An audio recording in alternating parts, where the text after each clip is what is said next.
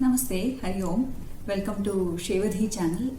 In this particular video, I'll be talking about one of the meditation techniques called MSRT, Mind Sound Resonance Technique. And this particular technique has immense benefits, and it has therapeutic benefits as well. In fact, at SVS, the world-renowned yoga university that is based in Bengaluru, this particular technique is used in order to treat many of the medical conditions, including cancer. And I would like to introduce you to the actual concept behind this technique, how people at SVS have developed this particular technique. When we understand how something works, we will have better faith in it, and when we believe in something, then we will practice it, and we can actually reap the benefits of that particular technique. So that is the idea behind this particular video, to introduce you to the actual principle behind this technique. And let's take the name Mind Sound Resonance Technique and dissect it word by word, and then try to understand how it works. So we have three words. Technique, obviously you know the meaning. So it's here mind, sound and resonance. Those are the three words that we will be looking at. So what is mind? When we think of mind, basically it's like a collection of thoughts, right? That's what you can call it. It can be it doesn't have to be, it can be just random thoughts, or even you're thinking about some particular thing, it can be thoughts about that particular object.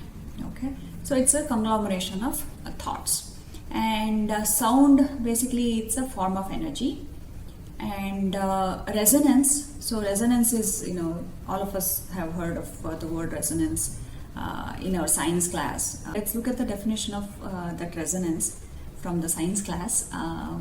So when one object vibrates at the natural frequency of another object, it causes that other object to vibrate at a frequency higher than its natural frequency. So what are we trying to achieve here when we say, obviously we are trying to amplify that frequency, correct? What are we trying to amplify or cause something to be in resonance? So coming back to the definition of mind, which is actually a conglomeration of thoughts. So let's go into the actual word thought. So what is a thought? Basically it's something that happens in our mind when we actually hear something, correct? Let's say somebody tells us something. So in our mind, either we form a picture of it or we form a word. Okay, it gets translated. So you can call a thought as a word or a picture.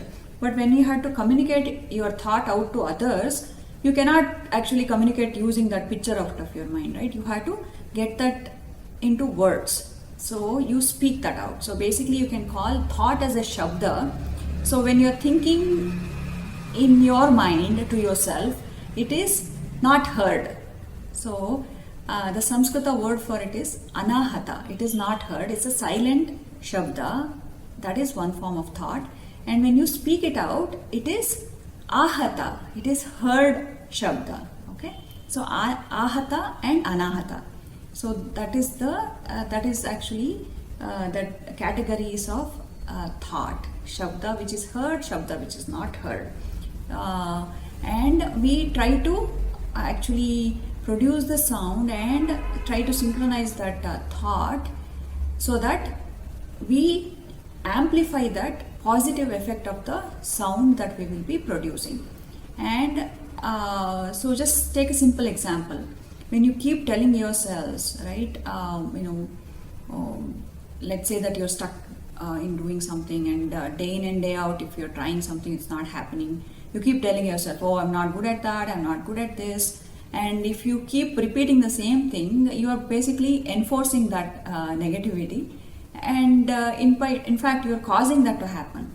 Just like that, when you keep telling yourself the positive things repeatedly, and then obviously it will have similar effect on your mind, correct? So you are training your mind to think in a positive direction. That's the type of principle or the idea that we are using here in the mind sound resonance technique to actually bring about that positive reinforcement, and that affects the manomaya kosha, or this is the mind related thing. So when the mind has that positive effect, obviously it percolates down to your breath and to your physical body. So that is how it causes the healing to happen. I hope this introduction helps you when you actually get into the practice of this meditation technique. I'll be posting that video, the practice video, guided practice video tomorrow, and I hope all of you reap the benefits of this wonderful meditation technique, and that will help you stay happy and healthy. Sarve janaha sukhino bhavantu. Hari Om. Thank you.